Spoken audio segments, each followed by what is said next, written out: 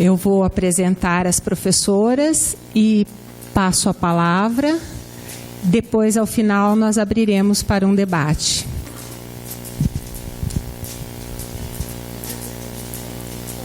Senta, vocês não querem? Senta para cá, eu fico aqui no cantinho. A mesa Políticas de Alfabetização no Brasil. A professora Cecília Maria Goulart, graduada em Letras pela Universidade Gama Filho, mestre em Letras pela PUC do Rio, doutora em Letras pela PUC do Rio, realizou estágio de pós-doutoramento na Unicamp, sob supervisão da professora Ana Luísa Smolka. Ela é professora titular na Faculdade de Educação da Universidade Federal Fluminense, atua como docente e pesquisadora no curso de graduação em Pedagogia e no programa de pós-graduação em Educação na UFF. É coordenadora do grupo de pesquisa Linguagem, Cultura e Práticas Educativas. Foi coordenadora do programa de pós-graduação e coordenadora do PROALI, Programa de Alfabetização e Leitura na UFF. Foi coordenadora do GT Alfabetização, Leitura e Escrita da AMPED durante o biênio 98-99. Integrou o CA Educação da CAPES. Foi vice-presidente da Associação Brasileira de Alfabetização, ABALF, da qual é sócia fundadora. Atualmente, integra o Conselho Fiscal desta associação. Trabalha nas áreas da educação e da linguística aplicada ao ensino de língua portuguesa e tem realizado projetos de investigação relacionados aos seguintes temas: alfabetização, ensino e aprendizagem da língua portuguesa, com ênfase no trabalho com o discurso na escola, práticas escolares, práticas discursivas na educação infantil, no ensino fundamental e na educação de jovens e adultos.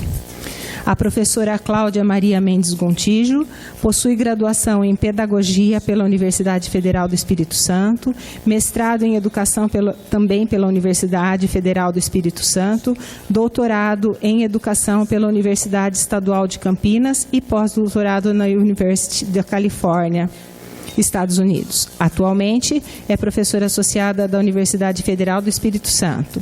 Tem experiência na área de educação, com ênfase em alfabetização, atuando principalmente nos seguintes temas: alfabetização, leitura, escrita, história e crianças. A professora Denise Maria de Carvalho Lopes possui mestrado e doutorado em Educação pela Universidade Federal, doutorado em Educação pela Universidade Federal do Rio Grande do Norte, pós-doutorado em Educação pela Universidade de Coimbra. Atualmente é professora associada da Universidade Federal do Rio Grande do Norte e atua na graduação em Pedagogia e no programa de pós-graduação em Educação, na linha de pesquisa Práticas Pedagógicos e Currículo. Coordena o grupo de pesquisa Processos de Aprender e Ensinar na Educação Infantil. Tem experiência na área de educação básica e superior, com ênfase no processo ensino-aprendizagem. Investigações privilegiam processos de aprendizagem, desenvolvimento e educação de crianças e jovens e adultos, educação infantil, anos iniciais do ensino fundamental e ensino superior. Foco na aprendizagem e desenvolvimento das linguagens oral, escrita e implicações para as práticas pedagógicas. Agradeço imensamente a participação das professoras e passo a palavra, então, para a professora Cecília Goulart.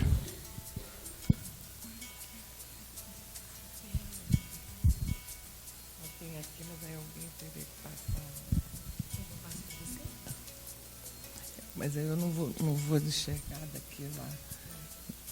Boa tarde a todos e todas. Eu queria começar agradecendo a organização do COLE, esse evento importante nas nossas vidas, né, pela tradição, pela dinâmica, pelo acolhimento e pela organização. Então, agradecer muito o convite para estar nessa mesa. Eu não sou uma pessoa exatamente que trabalhe com políticas de alfabetização, mas me é possível pensar uma política ou questões políticas de alfabetização.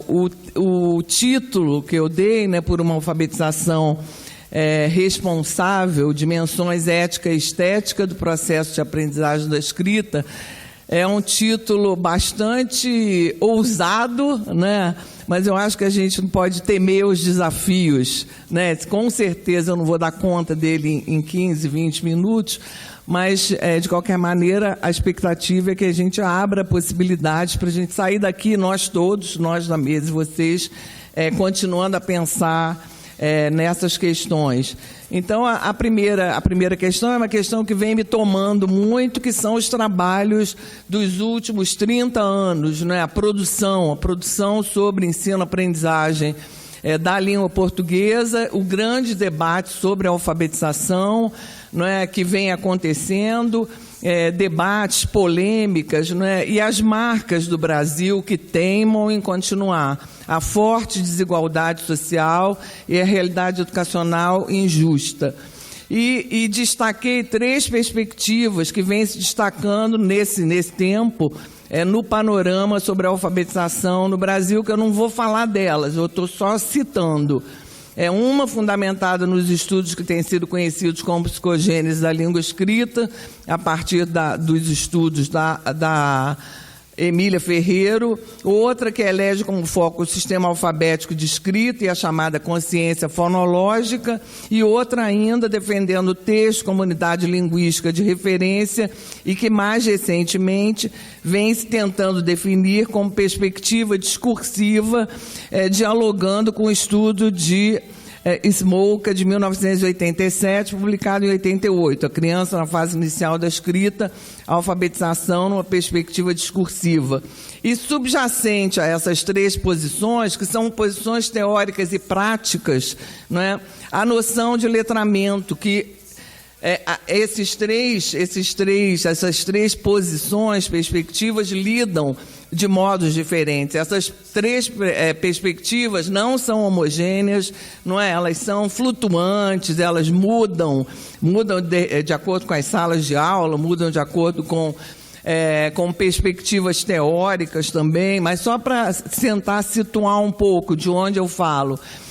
E muitas questões. Aqui eu abreviei o que se ensina e o que se aprende no processo de alfabetização, o que sabem os alunos em processo de alfabetização, o que desejam os alunos em processo de alfabetização e qual deve ser o foco do trabalho no processo de alfabetização. A letra, a relação fonema-grafema, o texto escrito, o discurso escrito. E essas questões todas, elas existem num contexto, uma questão que é maior, que também vem sendo discutida na perspectiva do ensino de língua, que é o que se privilegia no ensino? É a gramática da língua ou o uso da língua? Não é? Essa é uma questão maior que vem, nesses anos todos, sendo discutida. E as reflexões, não é? Para nós pensarmos o que é ensinar a língua escrita, assim, com algumas metáforas, né? Quer dizer, o sistema de propulsão da bicicleta, o movimento que nós fazemos para a bicicleta andar, não é a bicicleta. O coração humano é fundamental, mas não é o corpo humano. Tomar o sistema alfabético da escrita como escrita é um engodo. O sistema alfabético não é a escrita, embora ele seja fundamental. Não é? Quer dizer, o coração é fundamental, mas não é o corpo humano. Não é? Então, se nós pensarmos nisso, a gramática também não é a língua, embora ele seja fundamental. Então, esses são os pontos de partida para a discussão, para pensar de onde nós falamos, de onde nós podemos falar, e nessa perspectiva de uma alfabetização responsável com base bakhtiniana, principalmente, né? E aí eu pensei em 3 dimensões para reflexão sobre política de alfabetização com responsabilidade. Primeiro, a dimensão dos governantes, legisladores, formuladores de propostas de alfabetização, da sociedade em geral, em relação aos professores alfabetizadores e a função social do conhecimento da leitura e da escrita da escola. Quer dizer, essa dimensão, como é que esses governantes, legisladores, formuladores, olham para os professores, olham para a escola e para a função social da escola. A segunda, a dimensão da relação entre os envolvidos nos processos de alfabetização na escola. O processo em si que acontece na escola, não só entre professores e alunos, mas a comunidade de um modo geral. E a terceira dimensão, a dimensão do conceito de escrita no sentido estrito, a natureza do sistema alfabético, a natureza da relação entre oralidade e escrita, quais são as unidades linguísticas envolvidas. Então, 3 dimensões para nós pensarmos uma política de alfabetização com responsabilidade. E como eu estou pensando a questão da responsabilidade? Com fundamentação bakhtiniana, né, como eu disse, e aqui eu vou falar de uma maneira possível dentro do tempo que eu tenho. Então, destacando alguns aspectos do que o Bakhtin fala como ser responsável, né, no mundo. Então, primeiro, a questão do homem, de cada um de nós ocupando um lugar único no mundo, na existência, que só pode ser singularizado e definido distintivamente em relação ao outro. Quer dizer, só quando eu reconheço o outro, legitimo o outro, eu me reconheço, eu me legitimo também, né? Então, é na direção autoritária, na direção do outro, que eu existo e que o outro existe também, né? E ele não pode ocupar o meu lugar e eu não posso ocupar o lugar dele, não é? Então, ser humano é significar, é produzir sentidos na interação. Então, como é que nós podemos pensar isso na escola? Então, a nossa ação discursiva tem responsabilidade sobre a vida dos nossos alunos, nossos pares, a vida social, a realidade discursiva da vida. Então, o Bakhtin vai tratar dessa realidade discursiva da vida. Responsabilidade ligada à respondibilidade. Quer dizer, nós estamos sempre respondendo a demandas, respondendo a perguntas, respondendo a interpelações que o outro ou os outros nos colocam, não é? Nos movimentam, uns se movimentam no sentido dos outros. E esse privilégio, né, que o Bakhtin dá para a resposta é numa perspectiva também de especulação, né? Essa resposta pode ser incerta, pode ser viável, pode ser absurda, pode ser imperfeita, e é sempre motivadora de outra pergunta. Então, ele fala de um fluxo interminável de perguntas e respostas, e sempre responsável, né? Sempre responsável, porque se faz no diálogo do acontecimento ético. Então, nessa perspectiva, nós já vamos falar do acontecimento ético. Como é que nós respondemos aos nossos alunos e como é que nós somos respondidos pelos nossos alunos. Quer dizer, como é que nós nos olhamos, né? Como é que nós olhamos para os nossos alunos e como é que os nossos alunos nos olham e nos respondem. Essa responsabilidade não é uma responsabilidade só de um eu com o outro, é uma responsabilidade ligada a uma grande temporalidade, ligada aos sujeitos da história, aos sujeitos históricos que já viveram, que já passaram pelas nossas vidas, os que ainda vão passar, não é? Os que ainda vão passar. É uma responsabilidade ligada ao diálogo também entre instituições, como uma instituição olha para a outra, como uma instituição vê a outra, não é? Como uma direção vê a outra, como um professor vê o outro, como um aluno vê o outro, não é? Então, como é que essas relações se dão na vida? E, no nosso caso, a questão é pensar como é que essas relações se dão na escola. Então, para nós pensarmos a questão da ética e da estética, nós temos que pensar que nós somos sujeitos inacabados, né, como o Bakhtin propõe. Quer dizer, nós podemos ter acabamentos provisórios, mas nós somos sempre sujeitos inacabados, e isso é que nos dá a garantia da transformação. Né? Eu sou assim, do jeito que eu sou hoje, mas eu posso ser diferente, eu posso mudar, eu posso me transformar, né? Eu posso ser de uma outra maneira. Então ele fala, para viver devo estar inacabado, aberto para mim mesmo, devo ser para mim mesmo um valor ainda por vir. Não é? Ainda por vir, devo não coincidir com a minha própria atualidade, não é? Então, eu sou assim agora, mas eu posso ser outro. Então, é nessa dimensão do que eu sou agora e do que eu posso ser, é que ele discute a questão da ética e da estética. Então, da ética e da estética. Então, se nós pensarmos esse encontro, não é, da sala de aula de alunos e professores, Essas interações, professoras, alunos, escritas e as escritas, elas são marcadas por diferenças. O conhecimento da escrita já é uma diferença, não é? Quer dizer, um professor que sabe escrever, que sabe ler, e um aluno que está aprendendo a ler, que ainda não sabe ler e escrever. Então, isso já é uma diferença, mas muitas outras diferenças existem nessa relação.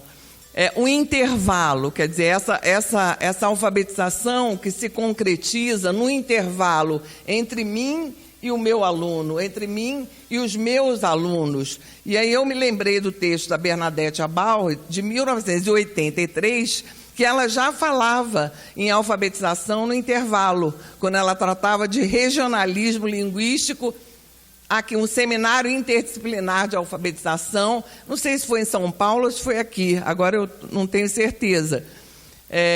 Eu não ouvi, mas eu tenho os anais do seminário, né? Eu fui olhar a Bernadette falando disso, quer dizer, entre nós que a educação se dá, que o ensino e a aprendizagem se dão, não é? Nesse intervalo das nossas diferenças e das nossas possíveis aproximações. E esse tempo, para o Bakhtin, nessa grande temporalidade, né, ele se torna uma pluralidade de visões. Quer dizer, eu trago tempos para a minha conversa, não é como eu estou trazendo agora, falando da Bernadette lá de 83, né, que não necessariamente todo mundo compartilha. Então, nós somos também, eu sou também essa pessoa de 1983, que já estava na escola, né, em 1983, né? E sou essa pessoa de 2016. Então, nós temos vários tempos, né? Esses vários tempos existem em nós, né? E existem nas nossas relações, né? Então, ele diz, tanto na experiência como na criação, manifesta-se como um conjunto de simultaneidades que não são instantes. Não é uma coisa fugidia, né? Mas acontecimentos no complexo dos seus desdobramentos. Quer dizer, as histórias, né, dos nossos alunos, o que eles são, não importa se eles têm 5 anos, se eles têm 16, mas eles têm vivências, né, de várias histórias, inclusive dos pais, dos avós, o que eles ouvem. Não é? Então, essas diferentes temporalidades que existem entre nós também, entre as pessoas desse grande diálogo. E o caminho da ética e o caminho da estética, essas duas dimensões, não é, são caminhos ligados aos modos como olhamos para o outro, para o mundo, como vivemos a realidade, não é? E como as instituições se olham, as pessoas se olham, e tudo do mundo se olha. Como ocupamos o nosso lugar único no mundo, como ensinamos aos nossos alunos, como nos posicionamos diante deles e de suas vidas, como é que nós olhamos para os nossos alunos.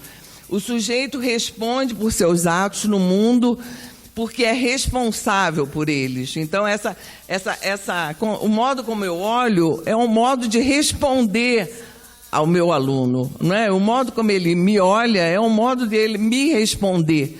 E cada um responde com as possibilidades que tem, não é? Com as vivências, com as experiências, com os conhecimentos que tem. Então, a ética para o Bakhtin é um conjunto de obrigações e deveres concretos, de mim para os outros e dos outros para mim. Então, a ética que permite que eu possa olhar para o meu aluno, não é? Seja ele quem for, e pensar que ele pode ser outra pessoa, ele pode ser completamente diferente do que ele é. Não é? Ele pode ter outros, mudar inclusive valores, ganhar novos valores, ele pode se transformar. Então, a ética corresponde ao ato de pensar, de viver uma vida singular, de arriscar, de comprometer-se responsavelmente. E o ato estético é o ato da valorização, a reflexão elaborada com acabamento acerca das ações éticas dos outros sujeitos. Quer dizer, eu olho o meu aluno como ele é naquele momento, eu reconheço aquele aluno, não é, do jeito que ele é, com as possibilidades que ele tem, então, numa dimensão estética, mas essa dimensão estética ela só pode acontecer se eu também ultrapassar e pensar nas coisas que ele pode ser, nas possibilidades que ele tem, para além daquela valorização daquele momento. Então, é o olhar de fora que resulta da articulação de vários elementos, e cuja articulação, essa articulação de vários elementos, constitui a potência, né? A possibilidade do outro ser e de mim mesma ser. O interesse do Bakhtin foi a simultaneidade de experiências distintas que emergem em ações, transformações e permanências. Então, nesse movimento entre os sujeitos. Da parte de baixo, já falei, eu vou andando por causa do meu tempo. E aí eu trouxe esse texto, que foi um texto muito caro a nós, na década de 80, década de 90, no processo de formação de professores, que é um depoimento, né? Ele foi publicado no livro A Questão Política da Educação Popular, e faz parte do prefácio, né, do Carlos Rodrigues Brandão, nessa coletânea da Brasiliense. Então, eu trouxe um pedacinho, porque eu acho que tem tudo a ver com o modo como as pessoas se veem no mundo. Eu acho que aqui é uma boa... concretiza isso que a gente que eu estou trazendo para falar com vocês. Então, agora o senhor chega e pergunta, Cício, o que é educação? Está certo, está bom. O que eu penso, eu digo. Então, veja, o senhor fala... educação, daí eu falo, educação. A palavra é a mesma, não é? A pronúncia, eu quero dizer, é uma só, educação. Mas então eu pergunto para o senhor, é a mesma coisa? É do mesmo que a gente fala quando diz essa palavra? Aí eu digo, não. Eu digo para o senhor desse jeito, não, não é. Eu penso que não, educação. Quando o senhor chega e diz educação, vem do seu mundo. Quando eu sou eu quem fala, vem de um outro lugar, de um outro mundo. Vem de um fundo de oco, que é o lugar da vida de um pobre, como tem gente que diz. Comparação, no seu, essa palavra vem junto com o quê? Com escola, não vem? Com aquele professor fino, de roupa boa, estudado, livro novo, bom, caderno, caneta, tudo muito separado, cada coisa do seu jeito. Como deve ser. Um estudo que cresce, que vai muito longe de um saberzinho só de alfabeto, uma conta aqui, outra ali. Do seu mundo vem um estudo de escola, que muda gente em doutor. É fato? Penso que é, mas eu penso de longe, porque eu nunca vi isso por aqui. Quando eu falo, o pensamento vem de um outro mundo, um que pode até ser vizinho do seu, vizinho assim, de confrontante, mas não é o mesmo. A escolinha cai, não cai ali, num canto da roça, a professorinha dali mesmo, os recursos, tudo como é o resto da regra de pobre. Estudo 1 ano, 2, nem 3. Comigo não foi nem 3. Então eu digo educação e penso, inchada, o que foi para mim. Porque é assim, desse jeito, que eu queria explicar para o senhor. Tem uma educação que vira o destino do homem, não vira? Ele entra ali com o destino e sai com o outro. Quem fez? Continuando, uma cena de escola agora, lá de São Gonçalo, de uma professora que foi nossa aluna lá na pedagogia da UF e que tem postado cenas de escola no Facebook. E ela foi minha bolsista durante 2 anos, eu encontrei com ela e ela falou, Cecília, se você pode usar na sua pesquisa, conversamos muito, então a gente está em negociação e junto com outros materiais de pesquisa, esse é um material que está começando a ser visto. Então, dentro dessa mesma discussão, o que ela escreve? Por que aprender faz doer? Dói o corpo, senta, para, copia, escreve, dói a cabeça. Está muito barulho, não grita. Dói o ego, eu não sei, eu não consigo. Dói a garganta, não aguento mais falar, a voz não sai mais. Dói a teoria.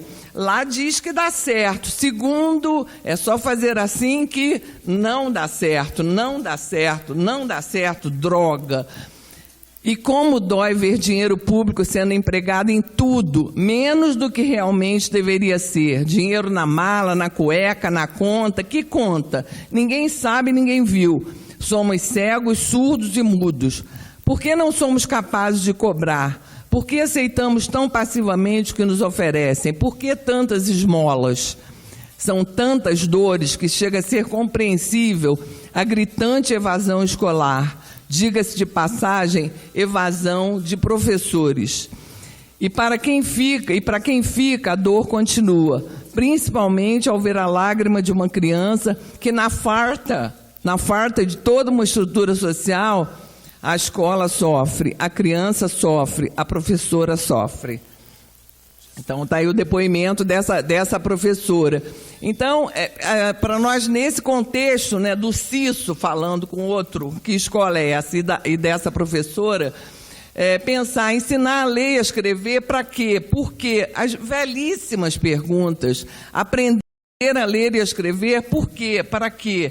Como concebemos a escrita? Conhecimento a ser ensinado, aprendido, como as crianças, jovens e adultos o veem, o entendem, que valor tem a escrita para os alunos, para as suas famílias, como olhamos os nossos alunos, suas famílias, os locais onde vivem, como eles nos olham, nos pensam, como a escola como um todo reflete sobre o processo de alfabetização e reflete o processo de alfabetização, como os formuladores de leis e de propostas concebem a escrita, ler e escrever para quê? Por quê?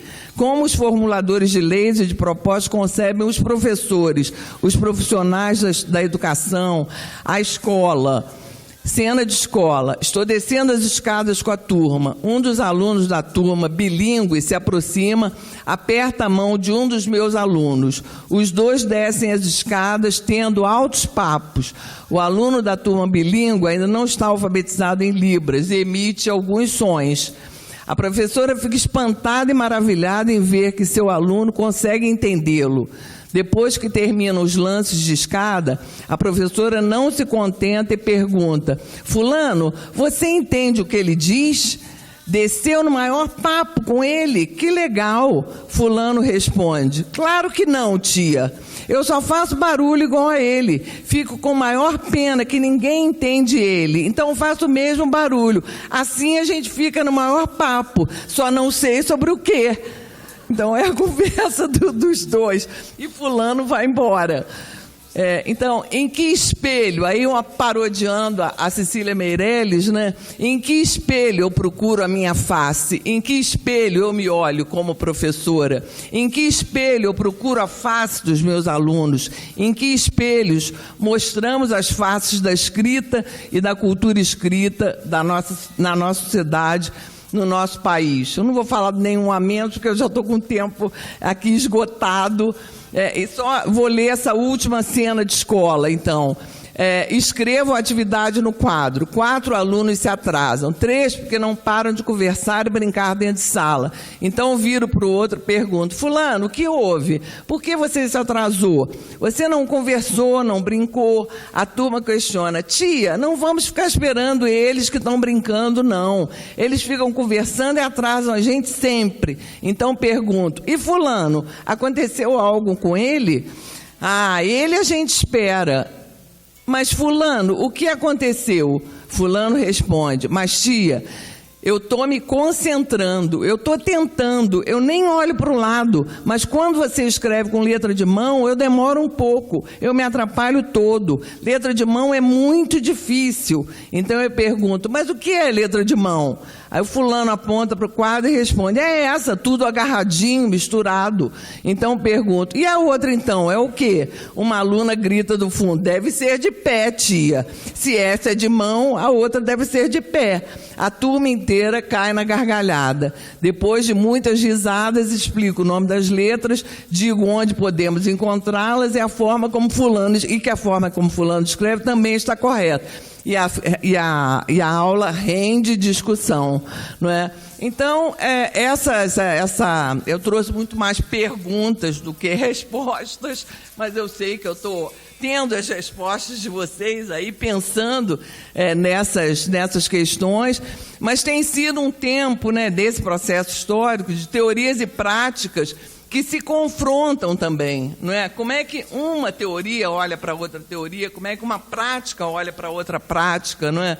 Apresentando contradições e disputas, não é? Um campo de disputas desde o final do século XIX, embates que se realizam nas pesquisas, nas práticas, flutuantes, heterogêneas, tudo atravessado por movimentos sociais e políticos. Práticas facilitadas, dificultadas, fomentadas ou impedidas por políticas de Estado. Embates que não ficam à margem de disputas pelo poder econômico, já que detém os recursos para pesquisa, formação de professores, produção de materiais e outros, não é? Então, os debates são muitos, não são só os lá da sala de aula, quer dizer, o que está condicionando, determinando as nossas ações nas universidades, nas salas de aula, nas secretarias, são muitos embates, né? Quer dizer, é num universo de muitos discursos, né? Muitas histórias, muitas polêmicas, que nós nos constituímos como professores, mas que nós temos que estar sempre perguntando, né? Ensinar para quê? Né? Em que espelho eu tô me olhando, né? E especialmente no momento difícil, né, que a gente está vivendo, que eu não posso deixar de falar, fora Temer.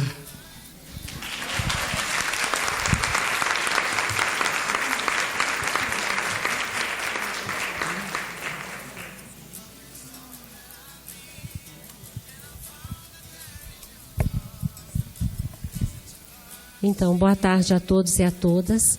Em primeiro lugar, eu gostaria de agradecer a coordenação do evento pelo convite e a honra de poder partilhar essa mesa com duas colegas que eu respeito muito, que é a professora Cecília e a professora Denise.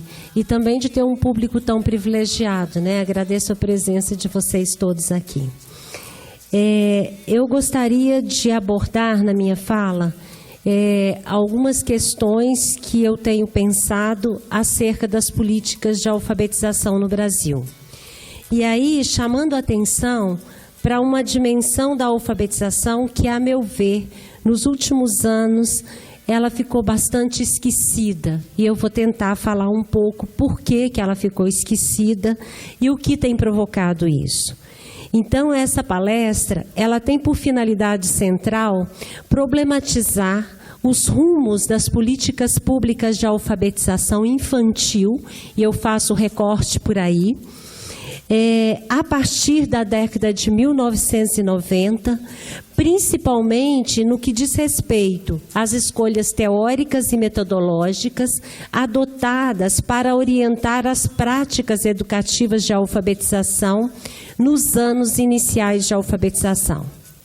Nessa direção, eu vou tomar como corpus discursivo, para eu dialogar com ele, dois textos que foram registrados nos anais do seminário Alternativas de Alfabetização para a América Latina e o Caribe, intitulados A Alfabetização como Elemento de Formação para a Cidadania, de autoria de Paulo Freire, e Alternativas para a Compreensão do Analfabetismo na Região, de autoria de Emília Ferreiro.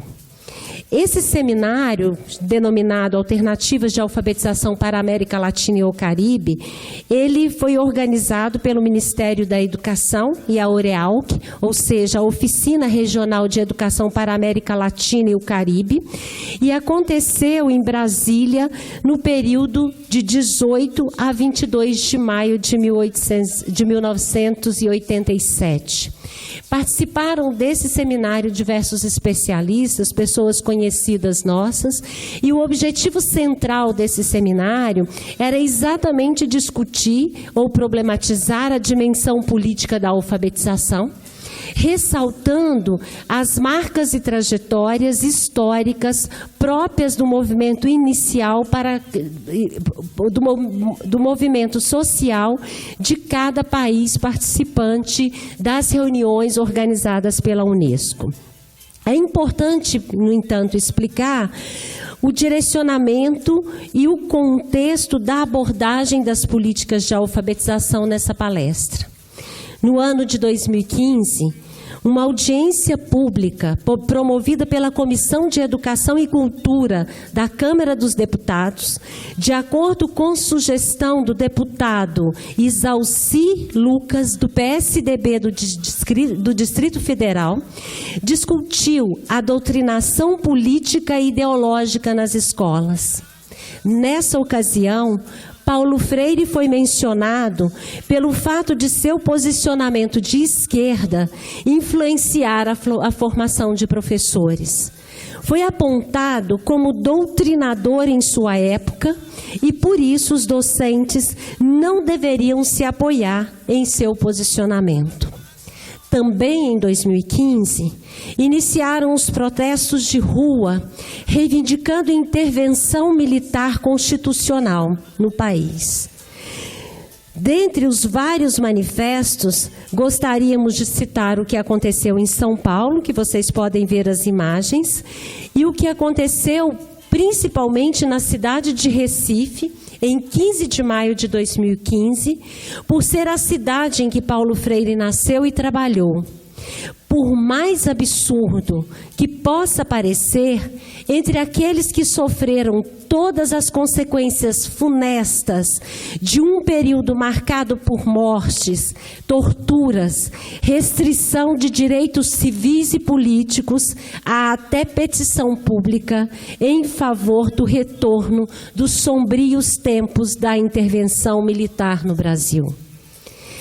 A execração pública do pensamento de Paulo Freire e os protestos de rua culminaram na homenagem feita por um deputado, que eu não quero mencionar o nome, no dia da votação do impeachment da presidente Dilma Rousseff, do PT, a um torturador da ditadura militar. Esses eventos colocam para nós, educadores, a necessidade urgente de pensar a escola, as políticas públicas de educação e de alfabetização infantis. Teria a escola e a alfabetização sozinhas condições de formar para a cidadania e, portanto, promover uma vivência democrática? Certamente, a alfabetização contribui para a formação cidadã. Mas para que isso ocorra, é necessário, abre aspas, primeiro sabermos que ela não é a alavanca de uma tal formação. Ler e escrever não são suficientes para perfilar a plenitude da cidadania. Segundo, é necessário que a tomemos e a façamos como um ato político, jamais como um que-fazer neutro. Fecha aspas, Paulo Freire. Assim, é preciso compreender as análises que pretendo realizar no contexto sociopolítico atual, dessas manifestações, e também em relação com os discursos resposta a uma política educacional que, ao longo das últimas décadas, optou por uma visão científica de alfabetização em detrimento de sua dimensão política. Os discursos com os quais dialogaremos foram enunciados no final da década de 80. No momento em que se buscavam caminhos que determinassem a transição para a democracia e a superação dos graves problemas econômicos, sociais e educacionais gerados pelas políticas adotadas no período ditatorial militar. O documento Alfabetizar e Libertar, e eu acho o título desse documento maravilhoso, o Sérgio está aqui, ele se lembra. Escrito em 1989 pela Comissão Nacional do Ano Internacional da Alfabetização, aponta, a despeito de o Brasil na época ser a 8ª economia do mundo ocidental, ele contribuía em termos mundiais com cerca de 4,5% do total mundial de crianças que não têm acesso à escola.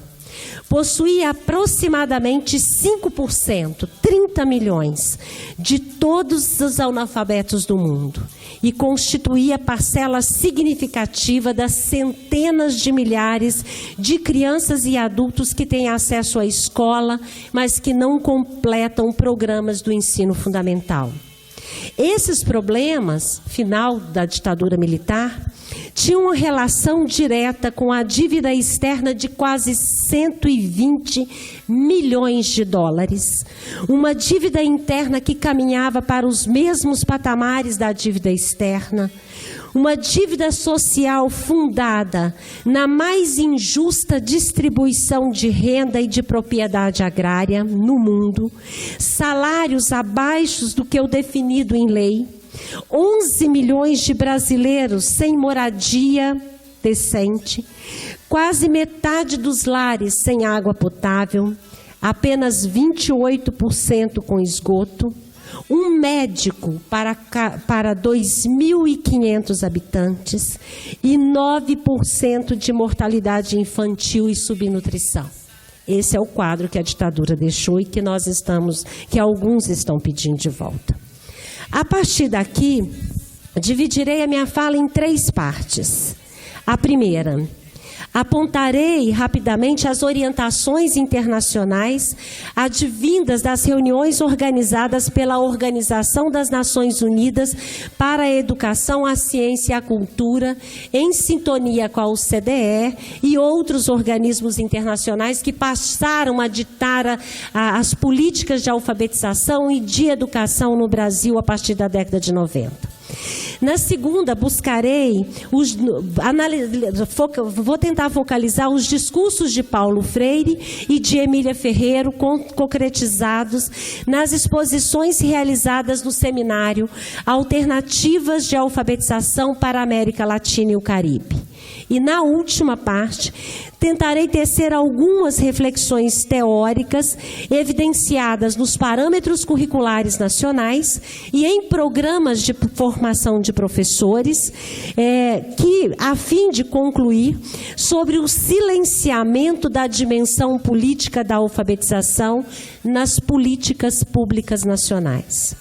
Então, em termos das recomendações internacionais, nós todos aqui sabemos que de 1980 a 1999, o que regeu a educação nos países da América Latina e o Caribe foi o projeto principal de educação para a América Latina e o Caribe, que ficou conhecido entre nós como PPE, e ele foi reelaborado e aprovado na 21ª reunião da Conferência Geral da Unesco, realizada em Quito, no Equador, no ano de 1981, com vigência até o ano 2000.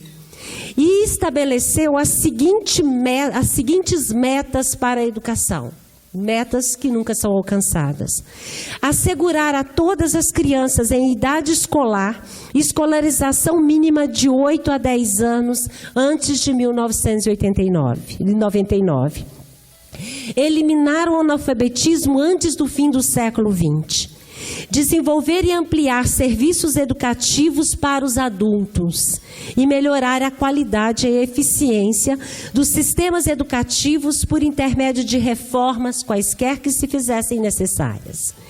Elencou ainda como estratégia para o alcance das metas o aumento dos investimentos na educação, a renovação dos sistemas de formação de professores que nós vimos acontecer durante toda a década de 90 e anos 2000. Vinculação da educação ao trabalho produtivo. Isso é um dado interessante. E eu quero focar nessa estratégia, que é a promoção de uma pedagogia da criatividade. Promoção de programas de educação pré-escolar e de programas complementares de saúde e nutrição. E aí a gente entende o porquê de várias bolsas. O aproveitamento dos meios de comunicação para fins educativos. E aí a gente tem a educação à distância. A partir das orientações advindas das reuniões ocorridas durante os anos de 1980 e 1990, o Brasil, então, passa a constituir suas políticas de alfabetização, em grande medida, visando o combate à repetência e à evasão, problema partilhado com outros países da América Latina e do Caribe. Ao mesmo tempo, no bojo das políticas advindas das recomendações internacionais, foram elaboradas propostas que caminharam na direção da transformação da educação e na alfabetização, valendo-se das contribuições de Paulo Freire. Também surgiram propostas que, muito rapidamente, passaram a ser vistas como inovadoras, criativas e, portanto, alinhadas a uma das estratégias do PPE, ou seja, promoção de uma pedagogia da criatividade, ao invés de uma pedagogia da libertação.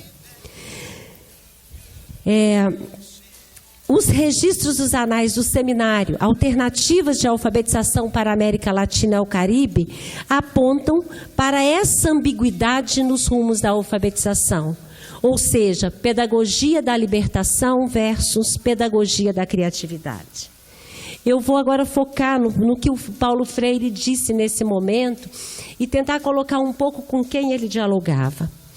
Paulo Freire, nessa palestra, em 1987, com seu espírito fortemente humanista, começou seu discurso relatando a sua dor pela morte de sua esposa Elsa, e nesse contexto, ele dedicou seu discurso a ela. Após o preâmbulo, Freire problematizou o tema da palestra, argumentando que seria mais forte se fosse, abre aspas, a alfabetização como formadora da cidadania, ao invés de alfabetização como elemento de formação da cidadania.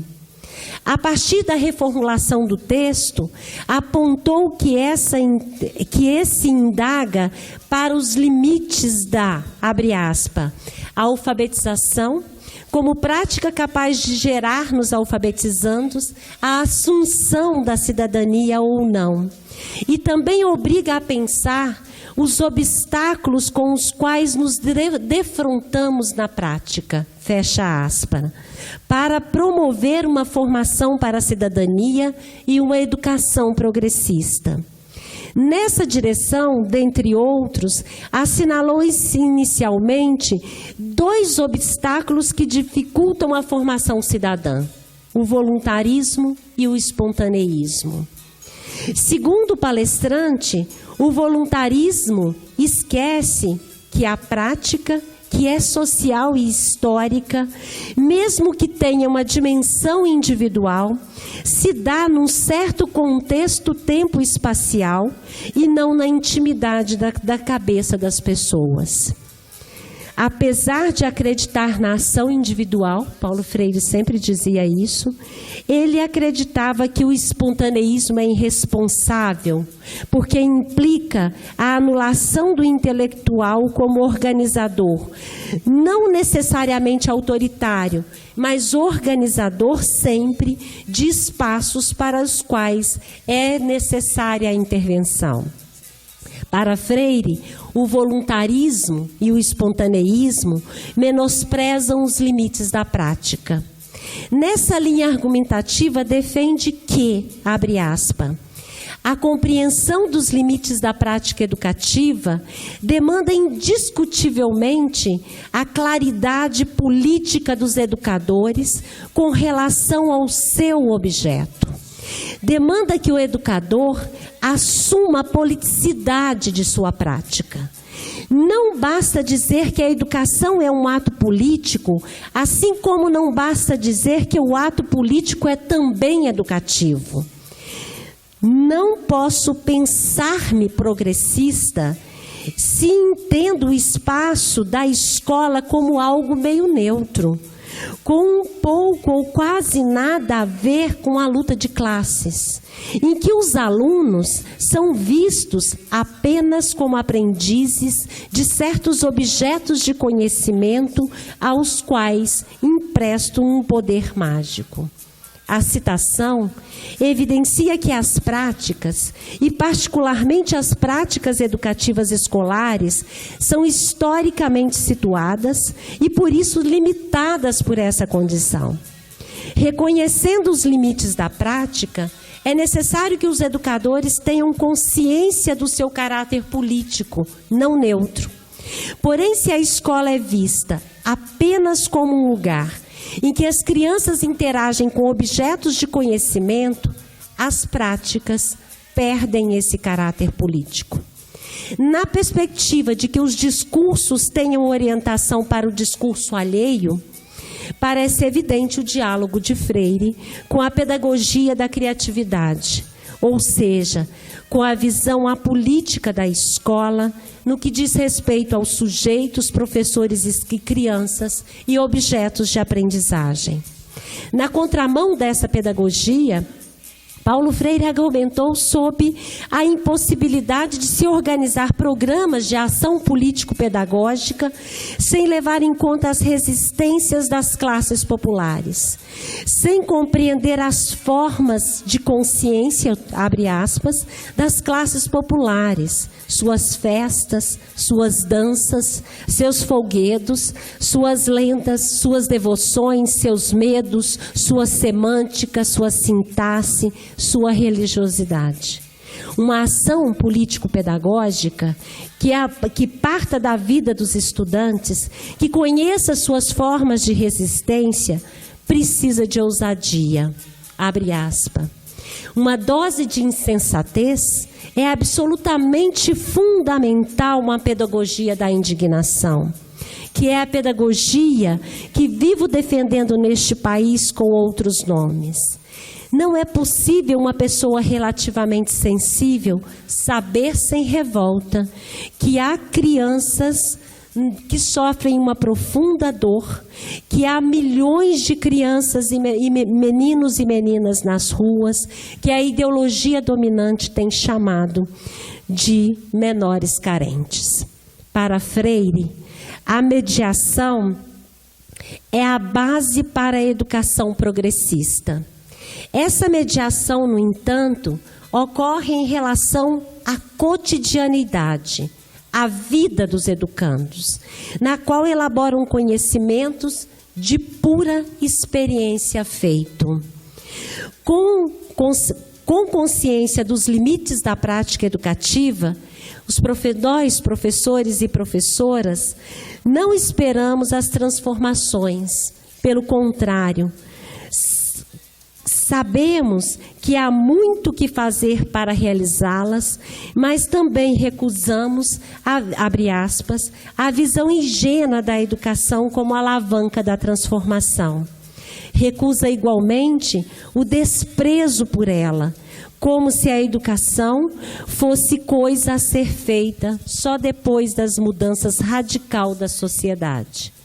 Por fim, gostaria, antes de passar para as considerações finais, só chamar a atenção para mais um limite da prática colocado por Freire. Abre aspas.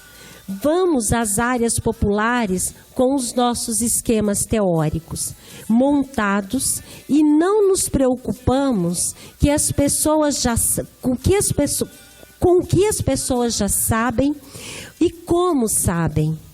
Não nos interessa saber o que os homens, as mulheres, as crianças populares conhecem do mundo, como o conhecem e como nele se reconhecem. Não nos interessa entender a linguagem em torno do mundo. Não nos interessa saber se já sabem derrubar o pau. Interessa-nos, pelo contrário, que conheçam o que conhecemos e da forma como conhecemos. E quando assim nos comportamos, prática ou teoricamente, somos autoritários, elitistas, reacionários. Não importa que digamos de nós mesmos que somos avançados e pensamos dialeticamente. Eu vou pular uma porção de coisas aqui e vou passar diretamente para as considerações, para os comentários finais. Eu vou começar os comentários finais com uma frase, e eu gostaria de me deter no texto da Emília Ferreiro, mas infelizmente o tempo não permite. Uma coisa que eu gostaria de começar com essa frase, que é do Mikhail Bakhtin. Eu, que realmente penso e sou responsável pelo ato do meu pensar, não tenho lugar no juízo teoricamente válido. Eu transcrevi esse excerto para refletir mais especificamente sobre as políticas de alfabetização no Brasil e para dar acabamento à tese de que esta se afastou da dimensão política desse processo, escolhendo como referencial teórico que estou denominando de pedagogia da criatividade em função das orientações internacionais. Os PCNs de língua portuguesa, em todo o seu texto, citam uma única vez, nas referências bibliográficas, uma obra de Paulo Freire, Pedagogia do Oprimido. O termo cidadania aparece 6 vezes em todo o documento. A primeira vez, mencionado no objetivo do ensino fundamental. Freire, ele diz que cidadania tem a ver com a condição de ser cidadão, quer dizer, com o uso dos direitos e o direito de ter deveres de cidadão. Por sua vez, segundo o autor, cidadão significa indivíduo no gozo dos direitos civis e políticos de um Estado. De certa forma, ressoa nos objetivos do PCN essa noção de cidadania. Entretanto, as bases teóricas que sustentam os PCNs para os anos iniciais do ensino fundamental é a psicogênese da língua escrita, que acabou deslocando a ênfase do como ensinar para como a criança aprende. As investigações de Emília Ferreiro e de Ana Teberoski acabaram, a partir da crítica aos métodos tradicionais, acabaram subsidiando o PCN e todas as políticas de alfabetização que foram adotadas no Brasil até a atualidade. A definição do texto dos PCNs, da teoria orientadora das práticas de alfabetização, em minha opinião, foi o ponto de partida para que a dimensão política da alfabetização fosse esquecida, passando esse processo a ser visto como um processo meramente conceitual, ou somente conceitual. A prova disso é como os materiais didáticos destinados à formação de professores alfabetizadores abordam historicamente o conceito de alfabetização. E aí um deles diz o seguinte: é um processo identificado como ensino-aprendizagem da escrita alfabética, ou seja, como capacidade de decodificar, leitura, e codificar escrita. Nos anos 80, continua esse material, com as contribuições da psicogênese da língua escrita, esse conceito foi ampliado, passando a ser compreendido como processo em que as contribuições das crianças construtoras de hipóteses sobre as relações entre sons e letras. Assim, programas de formação de professores alfabetizadores dos anos iniciais do ensino fundamentais, adotados no ano 2000, silenciam as contribuições de Paulo Freire, silenciando ao mesmo tempo a dimensão política da alfabetização, reduzindo a aquisição do código escrito por um sujeito ativo que constrói hipóteses ditadas pela teoria sobre o sistema de escrita e se torna no futuro um sujeito letrado. Reduzida a esses aspectos mecânicos e conceituais, não esquecendo os funcionais, tido como os mais modernos, quais as possibilidades de alfabetização e as políticas de alfabetização promover a formação para a cidadania?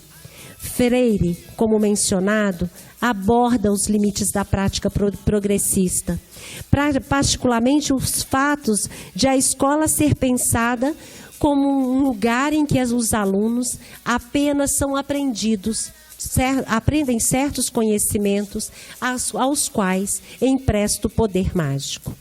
Para finalizar, é necessário, então,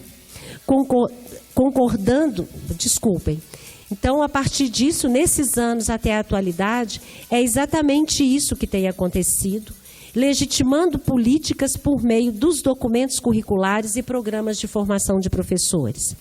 Para finalizar, é necessário, concordando com Paulo Freire, reiterar que a adoção de esquemas teóricos prontos, que requer um dever pensar universal por parte das crianças em relação ao objeto linguagem escrita, impõe necessariamente fazeres pedagógicos. E aí eu assumindo as palavras de Freire, mas com as aspas, autoritários, elitistas, reacionários. Não importa que digamos de nós mesmos que somos avançados e pensamos dialeticamente. Não importa que digamos que a nossa pedagogia é a da criatividade. Muito obrigada e desculpa ultrapassar o tempo.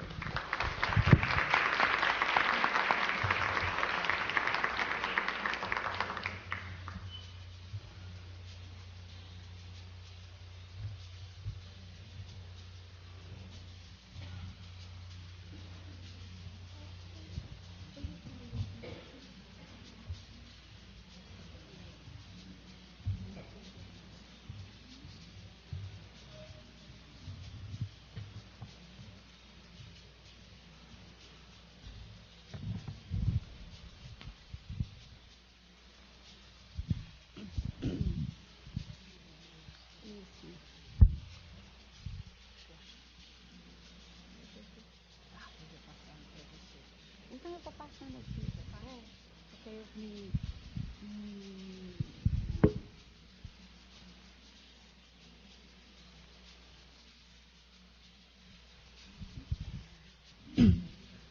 Pronto. Boa noite. Já boa noite, não é mais boa tarde, já estamos chegando à noite. É uma felicidade, é uma alegria, uma honra estar aqui no COLE. Como Cecília lembrou, o COLE faz parte, nós professores que estamos envolvidos, ou que somos envolvidos com a causa da alfabetização, que a alfabetização é uma causa, com a causa da educação das crianças e com a causa da alfabetização, já tomamos o COLE como uma referência de vida, já lembramos das coisas da vida no ano que tem COLE ou no ano que não tem. Então é uma alegria estar aqui nesse lugar, nessa mesa hoje, ainda que, como disse Cecília, discutindo um tema que é, por demais, desafiador, grande demais para os 25 minutos que temos. Mas é isso mesmo, nas dobras do impossível, né, nas dobras desse tempo, vamos tentar fazer esse impossível. Eu optei por fazer um recorte mais específico sobre as políticas de formação de professores dentro das políticas de alfabetização que vêm sendo desenvolvidas no país, exatamente porque compreendo que essas políticas têm se centrado de forma enfática e de forma exclusiva e excludente na formação de professores, né? Então eu escolhi fazer uma, digamos assim, uma discussão sobre sentidos e práticas presentes nessas políticas. A ideia inicial, e que ainda está em alguns slides, era fazer dos quatro grandes programas que foram desenvolvidos ou vêm sendo desenvolvidos desde 1999 no Brasil com relação à alfabetização, à formação de professores. Eu gostaria só de chamar a atenção. Desculpa, pronto.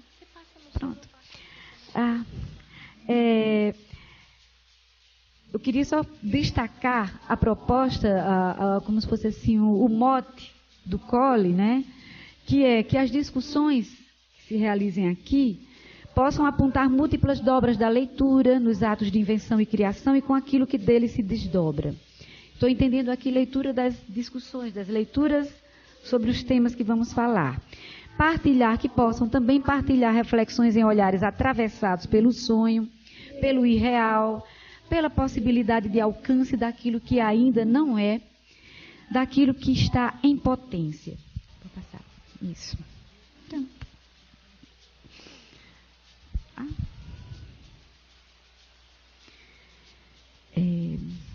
Deixa eu me ajustar aqui também. Pronto. Isso. Então, para fazer essa discussão que eu me propus ousadamente, depois eu já me dei conta que o desafio era grande demais, né? Para discutir um pouco aqui, trazer uns pontos, digamos assim, para a gente sair pensando, pelo menos sair pensando sobre as políticas de formação de professores alfabetizadores. Penso que temos que falar um pouco sobre o que eu pelo menos, estou entendendo por formação de professores, políticas públicas e sentidos e práticas que estão nessas políticas. Sobre formação de professores, tem sido um tema que tem sido muitíssimo discutido a partir principalmente dos anos de 1980 e no Brasil mais intensamente no âmbito das políticas a partir dos anos de 1990, pelos motivos que Cecília e Cláudia já levantaram aqui. Eu vou aqui assumir, de partir da definição de formação de professores que está assumida, né, definida e negociada pela ANFOP, que é a Associação Nacional de Formação de Professores, que é um processo social e histórico de apropriação, produção de sólidos conhecimentos pedagógicos gerais e específicos, em que se articulem teoria e prática, de modo a propiciar o exercício da docência em seu início e em sua continuidade, de forma responsável, competente e, eu acrescento, relativamente autônoma. Essa definição está no texto de Helena de Freitas, que é assumido pela ANFOP. A Helena de Freitas diz nesse mesmo texto, que é de 2007, ela diz isso já em 1999, depois retoma em 2007, que, portanto, numa sociedade capitalista, que nem a nossa, marcada por contradições, por desigualdades, essa formação proposta, essa formação pensada, sonhada, é uma utopia, né? E é preciso ter isso em mente para que a gente não caia nas armadilhas de assumir como sendo, né, propostas de soluções rápidas, contundentes, que são postas nos programas de formação. Também tem sido muitíssimo discutido com relação à formação profissional, como sendo um processo de aprendizagem e desenvolvimento profissional, né? Como apropriação de saberes diversos pertinentes ao exercício de ser professor.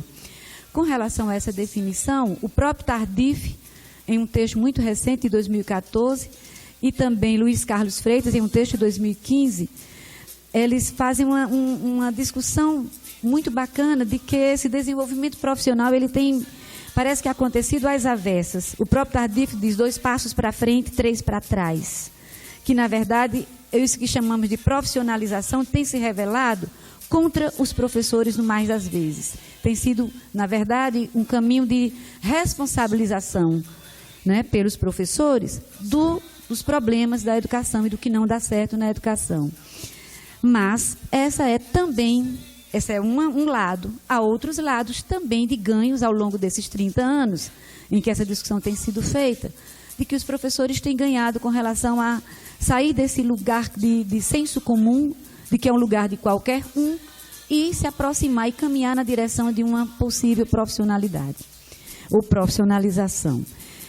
Eu tenho assumido nos estudos com minhas orientandas que a formação de professores, por mais que se diga que envolve saberes, diversos saberes e competências, a gente tem insistido em fundar essa compreensão em que consiste a formação de um professor, é que consiste em um processo de apropriação, a partir dos termos definidos por Vygotsky, de modos de pensar, sentir, proceder pertinentes ao ser professor. O que é ser professor em cada cultura, em cada sociedade? Esses modos são social e historicamente instituídos e legitimados e estão, por assim dizer, sempre em mudança. Então, nessa perspectiva, a aprendizagem, a formação de professores é, por natureza, um processo de aprendizagem e desenvolvimento e, portanto, como diz Vygotsky, definido como internalização, né? Como ele define como sendo esse processo que é a transformação, apropriação, conversão, né? Não Smolka, de modos de funcionamento sociais em modos individuais, próprios, ou como nos diz Smolka, às vezes impróprios, né? Esses processos acontecem em relações que são mediadas. Também para os professores, é impossível aprender a apropriar-se de conhecimento sem ser em processo de mediação, mediação social e simbólica, pelos outros e pela linguagem. Ou seja, ele se faz como processo de significação, produção de significados e sentidos. E entram aí as ideias, né, propostas por Vygotsky, de ZDP, da mediação pelo outro, de ajuda, de ações compartilhadas, de ações ainda não dominadas, serem possíveis em compartilhamento. Penso que todas essas definições fazem parte, ancoram o que chamamos de formação de professores. Os professores também aprendem assim, olhando os outros, imitando, observando, como propõe Vygotsky, em zona de desenvolvimento proximal, fazendo junto o que não conseguem fazer sozinhos ainda, né? Dessa forma, por ser como um processo de significação, é não linear, não imediato, não homogêneo, não previsível, não controlável. Então, temos duas afirmações assim que nos dão o desafio de pensar, então, em que consiste e o que corremos atrás da formação de professores, se ela é afirmada como impossível do ponto de vista político, epistemológico, filosófico, né? Porque numa sociedade como essa é impossível formar-se professor numa perspectiva de emancipação, né? Uma perspectiva de política, e do ponto de vista, como diz Vygotsky, do ponto de vista psicológico, é da ordem do impossível pensar que se garante com processos, programas de formação, que todos os sujeitos aprendam todas as coisas propostas. É nesse fio, como se fosse assim, nesse fio que é desafiador, que é quase que uma contradição, que a gente entende que precisam acontecer, como existem, como é assim com todos os seres humanos, os processos de formação. E entendemos aqui as políticas públicas, educacionais, de formação de professores. Entendemos essas políticas tanto com base nas proposições de Marx, né, do materialismo histórico dialético, nas proposições de Bakhtin, e também nas discussões que a gente tem tentado fazer, umas aproximações possíveis, ainda estamos desconfiadas, né, se essa aproximação é possível, com as proposições que têm sido sistematizadas por Stephen Ball e Jefferson Maynard. Tem gente que abomina, mas a gente tem tentado ler quais são os fundamentos, né, que ancoram as suas proposições. Então, políticas públicas precisam ser pensadas como práticas históricas, culturais, sociais. Não são entes outros, são que nem todas as outras ações humanas, feitos humanos, históricos, sociais e culturais. São, portanto, produções discursivas, né? Elas ganham materialidade em textos, documentos que são produtos de múltiplas influências e agendas e agentes. A política pública envolve, então, portanto, formulação que tem dentro dela intenções, tensões, disputas, desacordos, negociações dentro do Estado e nas diferentes esferas, que são arenas. Cada esfera, federal, estadual, municipal, são arenas, né, em que se digladiam forças políticas, forças com seus interesses. E aí, nesse movimento, há a hegemonia, predominância a cada momento histórico, divisões, forças de grupos com interesses, crenças, valores, agendas, prioridades, decididos no jogo das relações sociais. O reconhecimento, legitimação versus silenciamento de uns e outros, né? As políticas educacionais, as políticas públicas, elas então, segundo Stephen Ball, elas supõem como se fosse um conjunto de ciclos, né? Ciclos que não são hierarquizados, mas que existem em uma dinâmica complexa, né, numa articulação. Ciclos que ele chama de o contexto da influência, que é onde são pensadas as políticas, o que vai ser, que é o que Cláudio estava falando, por exemplo, no seminário para a América Latina e o Caribe. Quem decide o que vai ser o foco das discussões, da atenção, das agendas nos próximos anos? O contexto da produção de texto, que aí é onde se decide os conceitos, as perspectivas teóricas, e o contexto da prática, onde elas se destinam, onde elas chegam. Esses contextos eles estão intimamente ligados, sem dimensão temporal, sequencial e sem linearidade. Eles transitam, eles se articulam. E cada um, né, contém seus lugares, seus grupos de interesse. E aí, em cada contexto, há sempre, segundo ele, recriações e transfigurações, desfigurações dos textos, como diz Bakhtin, dos textos, produções discursivas, em cada contexto. Por isso que ele diz que há uma certa impossibilidade, por definição, de implementação de políticas tal como pensadas no documento, exatamente por esses processos. Então, a análise de políticas deveria sempre levar em consideração essas ideologias, os interesses, conceitos empregados, embates nesse processo, vozes presentes e ausentes, pluralidade de grupos em disputa. É nessa perspectiva que vamos tentar fazer aqui uma análise mais digamos assim, sucinta agora possível, dessas políticas de formação de professores alfabetizadores no Brasil.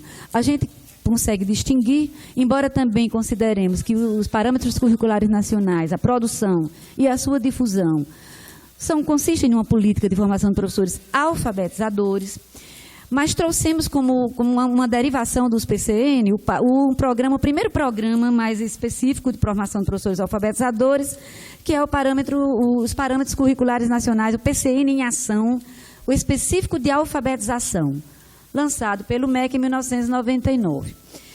Em seguida, temos o Programa de Formação de Professores Alfabetizadores, o PROFA, em 2001, o Proletramento, em 2006, e o Pacto Nacional pela Alfabetização na Idade Certa, em 2012. Ele foi instituído, como diremos aqui, e começou a funcionar em 2013.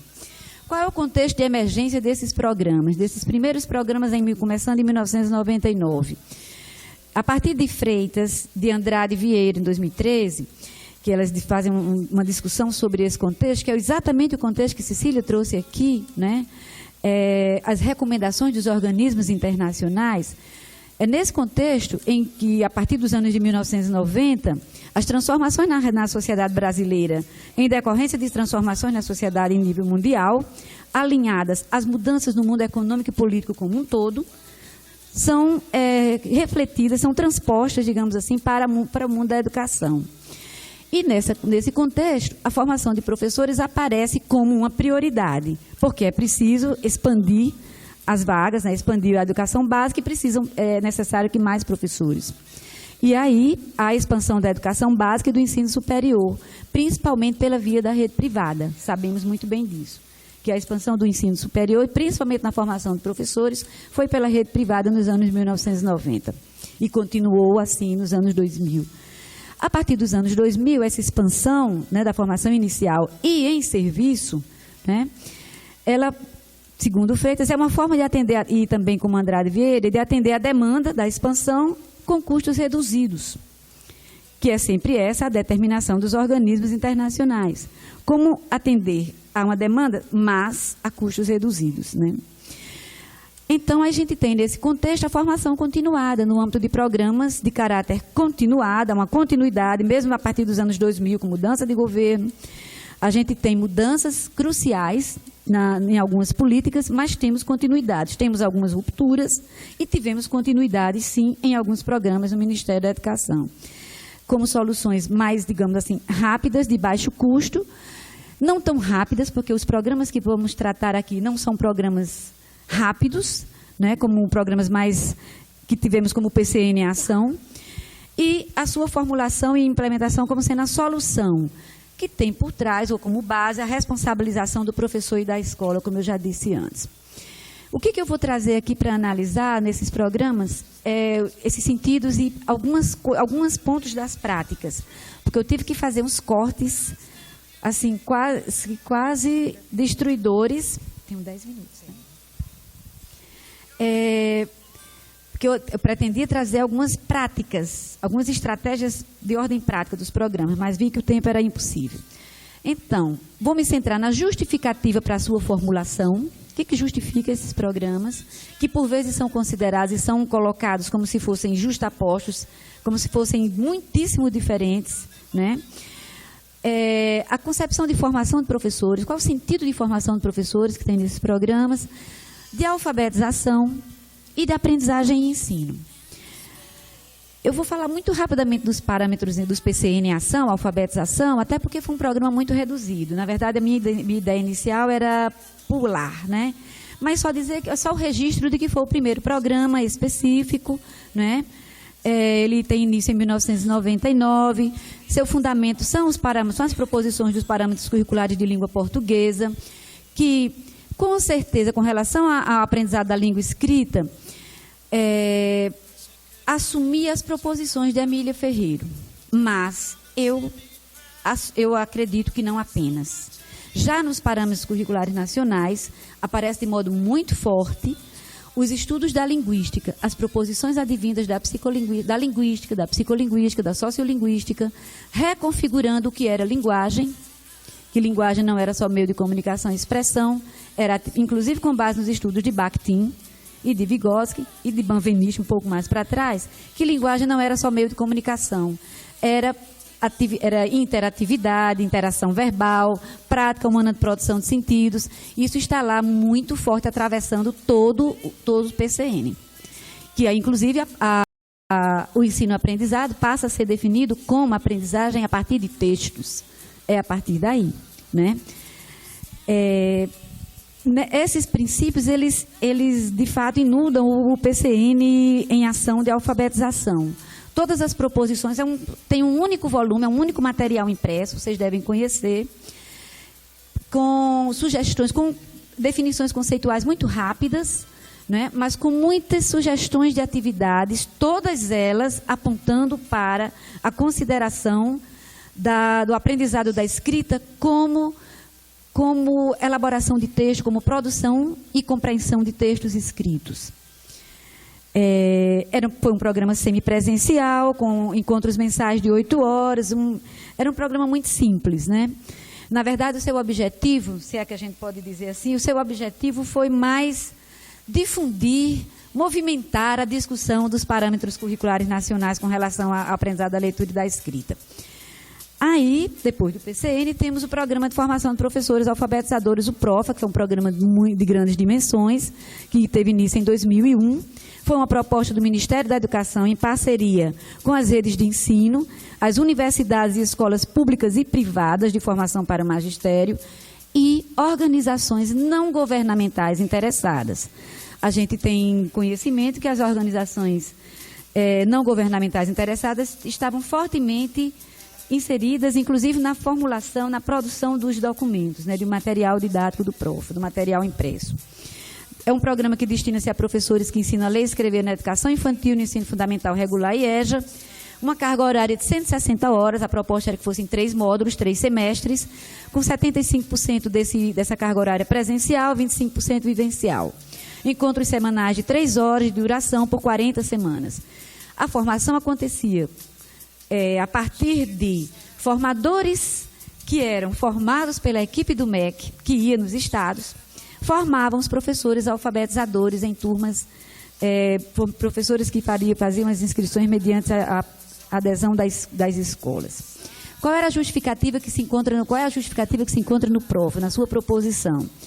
No seu documento de apresentação está lá, superação e resolução do problema da não alfabetização de crianças e jovens do país, atestado nos índices daquele momento. Literalmente do texto, abre aspas, entre as principais causas disso, do problema, destacam-se 2. A formação inadequada dos professores e seus formadores, registre-se as universidades. E a falta de referências de qualidade para o planejamento de propostas pedagógicas que atendam às necessidades de aprendizagem dos alunos, situações didáticas e materiais adequados. Consideramos que, em que pese a importância, inclusive histórica, desse programa, por ser o primeiro que se volta para professores alfabetizadores, né, o caráter reducionista da justificativa, como se fosse assim, o problema da alfabetização no país, que é histórico, os primeiros índices do final, de meados do século XX, os primeiros índices do IBGE já apontavam que das crianças que entravam no primeiro ano, e olhe que poucas crianças entravam no primeiro ano naquela época, metade não conseguia aprender a ler e a escrever, né? Qual a ideia, qual o sentido de formação docente que a gente encontrou no PROFA? Aprendizagem do conjunto é um processo de aprendizagem do conjunto de saberes que habilitam ao exercício da profissão, teóricos, didáticos, pedagógicos, estratégicos, reflexivos, que possibilitem a identificação de problemas e planejamento de solução dos mesmos. A responsabilização pelas decisões que afetam sua prática. A gente vê nitidamente no conteúdo do documento, atravessando as ideias que começavam a atravessar as discussões acerca de formação. também está afirmada que esse processo de formação implica a organização de situações em que o professor possa se confrontar com problemas reais, cuja resolução depende de suas ideias e ações, valorização de conhecimentos prévios, promoção da ação, experimentação com acompanhamento. Envolve aprendizagem e desenvolvimento, organização de competências e conteúdos. Conteúdos envolvendo procedimentos, atitudes e conceitos relativos à escrita, ao conhecimento didático, a questões, digamos assim, ações mais próprias da prática. No programa, os princípios que orientam a formação de professores, segundo os documentos que estão lá no PROFA, são, primeiramente, a gente consegue enxergar uma forte concepção construtivista piagetiana com relação ao processo de aprendizagem. A consideração dos conhecimentos prévios, a consideração do desejo e envolvimento do professor, a relação teoria-prática, a resolução de problemas como sendo a estratégia fundamental, ou seja, era a partir de resolução de problemas, a aprendizagem ativa, um conceito sumamente piagetiano, o sujeito age sobre com os objetos de conhecimento, a coerência entre o modelo de formação e o modelo de ensino, aprendizagem, que é conteúdo de sua formação, e a promoção de relações interpessoais. O sentido de alfabetização, encontramos assim em pedaços do texto como sendo o processo de ensino-aprendizagem da leitura e da escrita. Alfabetizar, está textualmente, quer dizer ensinar a ler e a escrever. Processo de compreensão do funcionamento que envolve o processo de compreensão do funcionamento do sistema de escrita alfabético e ortográfico e de desenvolvimento de habilidades de produção e compreensão de textos escritos. O que para mim denota a assunção de teorizações da linguagem, do campo da linguagem. Com relação à aprendizagem e ensino, quais são os sentidos de aprendizagem e de ensino? A gente percebe, inclusive, está textual, um dos textos trata da concepção de aprendizagem e assume a concepção construtivista, como sendo um processo de construção pelo aprendiz de conhecimento mediante a transformação de informação em conhecimento próprio. O aprendiz é sujeito protagonista do seu próprio processo de aprendizagem. Ela não se dá por si mesma, nem no vazio, mas a partir de situações nas quais ele possa agir sobre o que é objeto de seu conhecimento, interagindo com outras pessoas. E o ensino aparece como sendo exatamente a criação de situações nas quais os aprendizes possam agir sobre o que é objeto de seu conhecimento, modelo de ensino mediante a resolução de problemas. No Pacto Nacional pela Alfabetização na Idade Certa, que eu pulei o proletramento, porque era impossível, vi que não daria tempo, e o proletramento, a gente considera que assim, o pacto, ele amplia, mas ele dá continuidade, ele dá permanência a muitas das proposições que já estavam no proletramento. Em especial, a definição ou a descrição do que são os chamados direitos de aprendizagem. Enquanto que no documento do PROFA, que eu tinha colocado assim, vários documentos assim, do que compõe cada documento, há uma descrição minuciosa, detalhada, do que seriam os conhecimentos dos professores, o que os professores deveriam aprender. No Pacto Nacional pela Alfabetização na Idade Certa e no proletramento, há uma definição, uma descrição do que as crianças precisam aprender. Muito embora o PROFA tenha assumido a perspectiva construtivista como se fosse o papel primordial do aprendiz, né? O pacto, como eu já disse, foi criado em 2012, passa a funcionar de 2013 a 2015, e nesse momento está suspenso, não houve uma finalização oficial, digamos assim, do programa, mas na situação em que se encontra o país, uma das coisas que estamos enfrentando é a suspensão de alguns programas, eles estão no ar, né?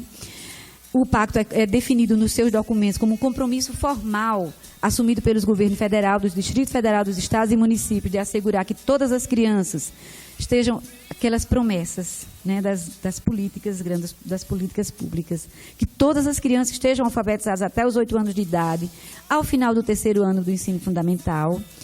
E ele não é um programa estritamente de formação de professores alfabetizadores. De todos os outros, ele é o único que tem eixos mais abrangentes, abrange outros eixos de ação. A formação de professores, a produção e distribuição de material didático, por meio do programa do PNLB e do PBE, né? PNBE. Então, houve um acréscimo considerável na quantidade do material distribuído, que antes era distribuído por escola. Era o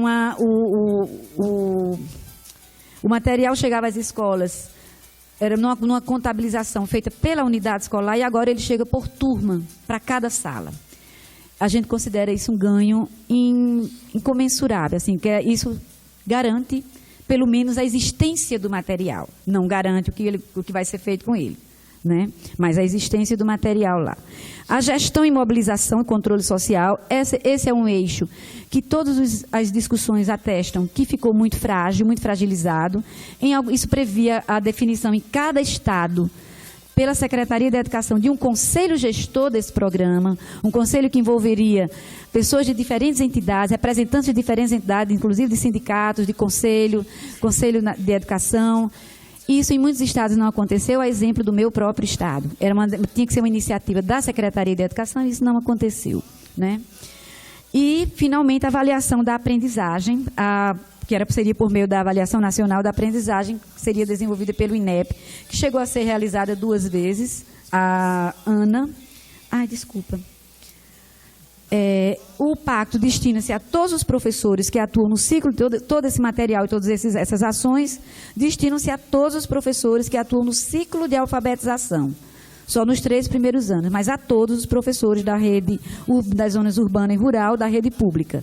Todos os que estivessem atuando no 1º ao 3º ano teriam a possibilidade de fazer o programa, participar do programa. A parceria, a formação é uma parceria com as instituições de ensino superior públicas, não foram envolvidas ONGs e nem instituições da rede privada. Destina-se a todos os professores que atuam, já disse isso. Tem uma carga horária de 120 horas anuais para os professores alfabetizadores. Dessas horas, 88 são presenciais e 32 são vivenciais, em 8 a cada ano. Como eu já disse, ele envolveu um ano primeiro, em 2013, o foco era alfabetização em língua portuguesa. Em 2014, alfabetização em matemática. Em 2015, retomada dos temas gerais, alfabetização em currículo, alfabetização em interdisciplinaridade e assim por diante.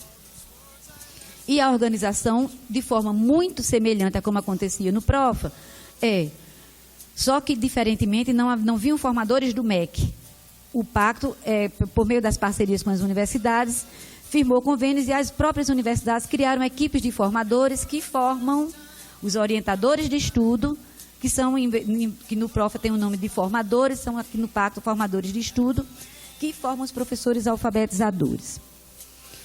A justificativa, de forma também muito semelhante, superar o problema da não alfabetização de crianças que chegam com 8 anos de escolaridade sem apresentar os conhecimentos básicos de leitura e escrita. No próprio texto do documento, a justificativa era favorecer a construção de políticas públicas que venham, de fato, reverter os indicadores de desempenho dos alunos que hoje estão nas escolas de todo o país. Um dos caminhos apontados é a formação continuada de professores.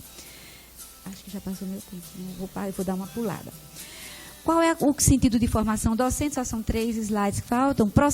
No programa está o processo de apropriação, aprendizagem de conhecimentos, saberes diversos que os professores utilizam no desenvolvimento de suas práticas. Não se faz de imediato. Segundo o documento, esse processo envolve tempo e experiências nas quais o professor é sujeito interativo. Ele age em colaboração. Ele não age diretamente com os conhecimentos. O professor é um sujeito... É uma citação de Freire no documento. O professor é reconhecido como, embora tendo necessidade de mediação na sua formação, ele é reconhecido como um sujeito inventivo e produtivo, que possui identidade própria e autonomia, como construtor e reconstrutor de suas práticas, e não mero reprodutor de orientações oficiais. Os princípios da organização da formação são a reflexividade, mobilização de conhecimentos, consideração de conhecimentos prévios, que nem no PROFA, constituição da identidade profissional, socialização de experiências, engajamento e colaboração. E envolve também questões de ordem pessoal, individual, cognitivas e subjetivas. A alfabetização é compreendida como aprendizagem e desenvolvimento da língua escrita, que envolve a compreensão do funcionamento, que envolve tanto a compreensão do funcionamento do sistema de escrita, o domínio das correspondências grafofônicas, convenções ortográficas, irregularidades, com as duas vezes, fluência de leitura e o domínio de estratégia de compreensão, de produção de textos escritos, de compreensão e de produção. Envolve a apropriação do sistema de escrita alfabética e, ao mesmo tempo, o desenvolvimento de habilidades de leitura e produção de textos. A aprendizagem é compreendida primeiramente como um direito das crianças e consiste em um processo de apropriação de práticas culturais. A leitura e a escrita, né, a exemplo, em contextos de interações e mediações sistemáticas, como, por exemplo, a leitura e a escrita, né, em contexto de interações e mediações sistemáticas de outros mais experientes da linguagem. Envolve afetividade, ludicidade e diversidade cultural. Não é processo homogêneo, envolve diversidade de ritmos e extensão. E o ensino é concebido como uma prática de promover as aprendizagens por meio de ações intencionais e sistemáticas. Entre esses sentidos, esse é o último slide, diferenças e semelhanças. Percebemos limites e impossibilidades, tanto no programa quanto no outro. Promessas não cumpridas, impossíveis de serem cumpridas, né, tanto num como no outro. Resultados de estudos têm mostrado que os impactos desses programas são diversos nos participantes, não são lineares, mas provocam mudanças, mostram possibilidades. Há desdobramentos dos programas nas práticas dos professores, diferentes, mesmo no horizonte do impossível. Frente à provocação de Freitas, do início, né, que era impossível dessa maneira, qual a posição frente às políticas? E aí não tem mais. Proposta de... eu pelo menos penso que está na hora, como propôs Magda Soares, não de uma conciliação mineira, mas de a gente tentar construir sínteses possíveis. Porque mais que nunca, vivemos um momento nesse país em que precisamos, para além dos antagonismos, e não apagando aquilo que é inconciliável, né, nas posições, nos posicionamentos, mas considerar que algumas posições são datadas, são temporais, seus limites são relativos aos tempos em que elas foram produzidas. E tentar construir possibilidades de ações, ainda que por entre as contradições, o enfrentamento das diferenças. Não é apagamento das diferenças, é enfrentamento das diferenças. Olhando os desdobramentos que existem, construir nas dobras do impossível o possível, sem ingenuidades, sem se enredar em armadilhas de perspectivas redentoras, pois o tempo das crianças não espera.